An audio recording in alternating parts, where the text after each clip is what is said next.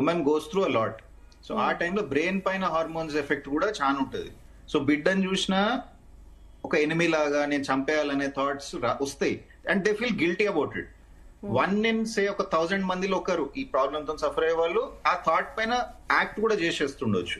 చాలా మంది రెసిస్ట్ చేసి కుమిలిపోతారు, బాధపడతారు, డాక్టర్ కి చెప్పుకుంటారు, హస్బెండ్ చెప్పుకుంటారు, ఇట్లా అవుతుంది నాకు, ఇట్లనో అనిపిస్తుంది. బట్ ఇన్ అన్ఫార్చునేట్ ఈవెంట్ లో వాళ్ళు నిజంగానే అది నా ఎనిమి అని చూసి నేను చంపేసిన సందర్భాలు కూడా ఉన్నాయి. So yeah, post pregnancy, post delivery lot of hormonal changes కూడా ఒక రకమైన, కానీ ఇది అది ఎక్కువ ఏడుస్తుంది అని ఏదైతే మీరు ఏడుస్తుంది అని బిడ్డను చంపేసినారో we can't rule out entirely because mood stable గా ఉండదు కొందరిలో post delivery. And sometimes ఏమైతుంది, వాళ్ళకి సపోర్ట్ లేక కూడా ఇంట్లో పనులు చేసుకోవాలి, పాపను చూసుకోవాలి, ఫీడింగ్ ఇస్తుండాలి ఒక సైడ్ నుంచి, నిద్ర సరిపోదు. So all these some times get too much. So that's where family support, spouse support, కొంచెం ఇమోషనల్ సపోర్ట్ అయినా, so these all will definitely be helpful. Okay, అంటే రీజన్ చూస్తే అదే అల్లరి చేస్తున్నారని చంపేసిన కేసు చూస్తే చాలా ఆశ్చర్యం అనిపిస్తుంది. అంటే ఇక్కడ యాంగర్ కంట్రోల్ లేదు అనుకోవచ్చా డాక్టర్? ఇట్స్ ఇంపల్సివ్ యాక్ట్ అండి. ఇంపల్సివ్ యాక్ట్ అంటే థింక్ చేసి కాదు, సడన్ గా అంటే చేతిలో ఏమో ఇసిరేసినట్టు probably just went and. But తర్వాత మళ్ళీ వాళ్ళు గిల్ట్ గా ఫీల్ అవ్వడం, ఏడవడం, ఆ విజువల్స్ కూడా మనం చూస్తున్నాం. అవునవును, చాలా. ఇప్పుడు మీరు స్క్రీన్ పైన చూపిస్తుంది తనేనా? Who is that? Baby relative. Yeah, ఆ guilt definitely it will be immense కదండి. అంటే once they realize if it's an impulsive act, planned కానప్పుడు, ఇంపల్సివ్ గా చేసినప్పుడు, లైక్ వైజ్ సూసైడ్స్ కూడా కొందరు ఇంపల్సివ్ గా చేసుకుంటారు, అక్కడ ఛాన్స్ లేదు. ఇక్కడైతే she's alive and seeing that తను ఏం చేసిందో రియలైజ్ అవుతుంది కాబట్టి ఇట్ విల్ బి, అంటే ఈ బాధల నుంచి బయటపడడం will be huge problem for her unfortunately. So yeah, ఆ గిల్ట్, బాధ అది రియలైజ్ అవుతారు ఇమీడియట్ గా. కానీ ఆ క్షణికావేశం అంటాం కదా, ఆ మూమెంట్ లో వెన్ యూ లుక్ బ్యాక్, ఆమె హిస్టరీలో ఉండొచ్చు వేర్ షీస్, అంటే ఇట్లాంటి ఇన్సిడెంట్స్, చంపడం అని కాదు కానీ కొట్టేయడమో లేకపోతే తను కొట్టేసుకోవడమో ఇట్లాంటి పర్సనాలిటీ ఉండిండొచ్చు. So there is high chance that she's an impulsive personality. Okay, so అంటే ఇప్పుడు ఇంకా ఎఫ్ఐఆర్స్ విషయంలో అడ్డొస్తున్నారని పిల్లల్ని, ఇది చాలా ఎక్కువైంది డాక్టర్ ఈ మధ్య కాలంలో. ఒకప్పుడు ఎఫ్ఐఆర్స్ లేవని కాదు, బట్ చిన్నారులు చంపేంత ఇన్సిడెంట్స్ అయితే లేవు. ఇప్పుడు ఎందుకు ఎక్కువయ్యాయి అంటే అంత ఈజీగా ఎలా? అండ్ ఎస్, చాలా కామన్ గా అయిపోయింది, చంపి బాడీని కట్ చేసి చాప్ చేసి పెట్టేయడము, ఇట్లాంటి news almost every day I think we read ఇట్లాంటిది ఏదో ఒక న్యూస్. డాక్టర్, ఇంకొకటి, అసలు అట్లా కట్ చేయడం అంటే, ఒక బాడీని కట్ చేయడం అంటే వాళ్ళు డ్రగ్స్ తీసుకుంటే గానీ చేయలేరు అనేది మూవీలో చూపించారు. బట్ నిజంగా అసలు డ్రగ్స్ తీసుకోకుండా ఇట్లా చేస్తున్న కేసెస్ ఇప్పుడు మనం చూస్తున్నాం. అంటే ఇంత ఎక్స్ట్రీమ్ గా అయిపోవడానికి ఏంటి మేజర్ రీజన్స్? అంటే ఒక సైకియాట్రిస్ట్ గా మీరు ఏం చెప్తారు? నిజంగా ప్రతిరోజు ప్రతి ఒక్కరు మెడిటేషన్ అనేది ఇప్పుడు పార్ట్ ఆఫ్ లైఫ్ చేసుకోవాలంటారా? యా, డెఫినెట్లీ యోగా, మెడిటేషన్ అదే అండి. అంటే మన గవర్నమెంట్స్ చెప్తున్నాయి, మన లీడర్స్ చెప్తున్నది అయినా కానీ మన లైఫ్ లో అంటే ఫస్ట్లీ వర్క్ లైఫ్ బ్యాలెన్స్ తెచ్చుకోవాలి. అండ్ ఆ లైఫ్ లో నువ్వు ఎంత ఫ్యామిలీ టైం స్పెండ్ చేస్తున్నాము, ఎంత నీ కోసం నువ్వు స్పెండ్ చేస్తున్నాము అనేది చాలా important. Because everybody is running after something or the other. అంటే యూఆర్ నెవర్ సాటిస్ఫైడ్, ఏదో ఒక ఛాలెంజెస్ ఉంటూనే ఉంటాయి. సో దాన్ని టాలరేట్ చేయలేక ఎంతో మంది సఫర్ అవుతారు. సో దీంతోనే అంటే మల్టీ ఫ్యాక్టోరియల్ ఉంటదండి. ఇప్పుడు ఒక సన్ వాళ్ళ ఫాదర్ ని చంపిన ఇన్సిడెంట్ కూడా ఐ థింక్ నిన్న కరెక్ట్, అది ఒక తనకి ఇష్టం లేని కోర్స్. సో యా, ఎగ్జాక్ట్లీ అట్లాంటి ఇన్సిడెంట్స్ కూడా where you don't talk.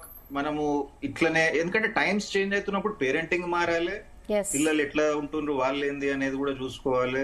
Some times they respond in a very wild manner. So ఆ పాయింట్ దాకా వచ్చింది అంటే ఆల్రెడీ ఒకసారి ఎప్పుడు పారిపోయిందంట అంతకు ముందే, అయినా కానీ ఫాదర్ ప్రెషర్ పెట్టిండు అని that's what the news reports మనకి ఫ్యాక్ట్స్ తెలియకపోయినా. సో అట్లాంటి examples they should be taken seriously. And parental అంటే పేరెంట్స్ కి కూడా lots of counselling from schools, colleges అవసరం. సో యా, మీరు అన్నది డ్రగ్స్ తీసుకోకుండా కూడా అంత వైలెంట్ గా అంత ఎట్లుంటారు అనేది, ఎందుకంటే this hardly any family to family interaction, individual to individual interaction ఏం లేదు. ఒక ఈజీలీ ఒక 40-50% మంది మన పాపులేషన్ లో their only friend is their phone. Yes. So whatever phone ఇస్తున్న వాడిని he reaches out to the phone, phone వానికి ఏదో ప్రొవైడ్ చేస్తుంటది, that's all. So outside world తో కంప్లీట్ డిస్కనెక్ట్ అయిపోయినారు. సో ఒక సొసైటీలో ఉన్నప్పుడు నా బౌండరీస్ ఏంది, నేను ఎంతవరకు చేయవచ్చు అంటే క్రైమ్ చేయడానికి కూడా ఇంకా ముందు అయితలేరు. అంటే fear of you know law, fear of police కూడా చాలా తక్కువైపోయింది. బికాస్ మనకి వీడియోస్ ఈ నెట్ఫ్లిక్స్ సిరీస్ కానీ వాట్ ఎవర్ సిరీస్లలో చూస్తుంది, అది as if it's a normal thing. చంపేసుకోవడము, జైలుకి పోవడం రావడం is a very regular feature లాగానే మనకి కనిపిస్తుంది కదా. And that influences very vulnerable minds ఉంటాయి 14-15 year olds, 13 year olds కి. పేరెంట్స్ కి టైం లేదు పేరెంట్స్ కి టైం ఉంటుంది అంటే ఇంతకు ముందు కూడా లేకుండానేమో, కానీ now there is access to so much on the phone or internet. Screen, yes. Yeah, so వాళ్ళ అండర్స్టాండింగ్ ఏంది, నాకు అన్ని తెలుసు కదా, వాట్ ఈస్ వేరే వాళ్ళు నాకు చెప్పేది ఏంది, ఇన్లేముంది అనలేముంది అనుకుంటే they kind of tend to become anti social, aloof గా అయిపోతారు. సో వీళ్ళు they are always at risk of break down or ఇట్లాంటి ఇన్సిడెంట్స్ చేయడానికి హై ఛాన్స్ అవుతుంది. మీరు ఒక కన్సల్టెంట్ సైకియాట్రిస్ట్ గా ఉన్నారు. ఇంతకు ముందు మీ దగ్గరికి రావాలంటే చాలా నెగటివ్ గా థింక్ చేసేవాళ్ళు, మనకేమైనా మెంటల్ ఉందా వెళ్ళడానికి సైకియాట్రిస్ట్ దగ్గరికి అని. కానీ ఇప్పుడు నిజంగా అంటే మా అంతట మేమే లైక్ యాంగర్ ఇష్యూస్ కోసం ఇలాంటి విషయాల్లో చాలా ఈజీగా ఫ్రీగా రాగలుగుతున్నారు. మీరేం చెప్తారు డాక్టర్, ఇది కరెక్టేనా? అండ్ మీ చెప్పండి. కరెక్ట్ అండి. అంటే ఐఎమ్ నియర్లీ అబౌట్ 15+ years నుంచి I been in practice. Okay. Last 10 years నుంచి ఇఫ్ ఐ క్యాన్ నేను చెప్పాలంటే డెఫినెట్ గా పీపుల్ ఆర్ మోర్ కంఫర్టబుల్. అంటే ఈవెన్ స్లైటెస్ట్ కొంచెం డౌట్ ఉన్నా గానీ ఒక ఒపీనియన్ తీసుకుందాము అనే వస్తుంది.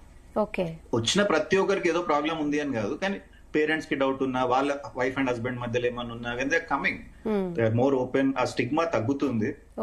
డెఫినెట్ గా ఇట్లాంటి ప్రోగ్రామ్స్ ఇప్పుడు మీలాంటి వాళ్ళు వెన్ యూ పుట్ అవుట్ ఇట్లాంటి ప్రోగ్రామ్స్ చేసిన, న్యూస్ లో ఆర్టికల్స్ రాసిన, సైకియాట్రిస్ట్ ఇంపార్టెన్స్ గానీ mental health importance, psychiatrist importance కానీ ఎక్కువ మన మెంటల్ హెల్త్ మనం ఎంత కాపాడుకోవాలి అనే ఇంపార్టెన్స్. మీ దగ్గరికి వస్తుంటారు కదా డాక్టర్ పేషెంట్స్, లైక్ నాకు ఇలా అనిపిస్తుంది, ఇలా చేయాలనిపిస్తుంది, నాకు భయం వేస్తుంది, ఇలా చేస్తానేమో, కొడతానేమో, ఇట్లా వస్తున్నారు. ఓకే, డెఫినెట్ గా. అంటే వాళ్ళంతలో వాళ్ళు రాకపోయినా ఎవరైనా తీసుకురావడానికి అయితే వాళ్ళు రెడీగానే ఉంటున్నారు. అంటే they also tend to realise, yes doctor నాకు కూడా ఎట్లనో అనిపిస్తుంది, నేను కరెక్ట్ చేస్తలేను అని అనిపిస్తుంది, కరెక్ట్ థింగ్ చేస్తలేను అని తెలుస్తుంది. So yes. ఓకే. అంటే దానికి కూడా యు నీడ్ ఫ్యామిలీ సపోర్ట్ కదా, where the other person is ready to take him to seek help.